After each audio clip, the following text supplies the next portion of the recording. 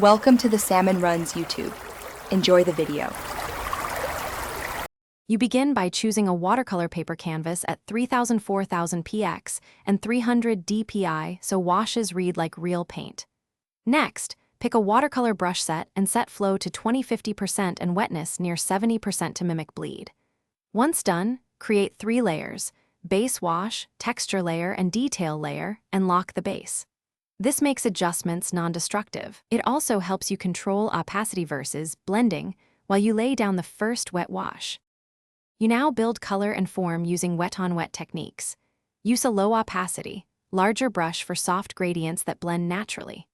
Then, switch blend modes, multiply for shadows and depth, overlay for highlights and vibrancy, making sure to reserve normal for crisp edges and line work. Once midtones sit well, use the smudge tool or a low-radius Gaussian blur around 5-15 px to soften edges, and employ clipping masks to confine textures. This sequence preserves luminosity, while you finish by lifting highlights with a near-white, low-flow brush, and then refine edges with a textured eraser to keep a painterly feel. Once satisfied, export as PNG for flat use or PSD to retain layers for future tweaks. If colors appear muddy or overworked, reduce problematic layer opacity by 10-30% or apply a thin glaze layer in a complementary hue to restore clarity. Finally, step back, zoom out, and make one subtle global color correction to unify the piece.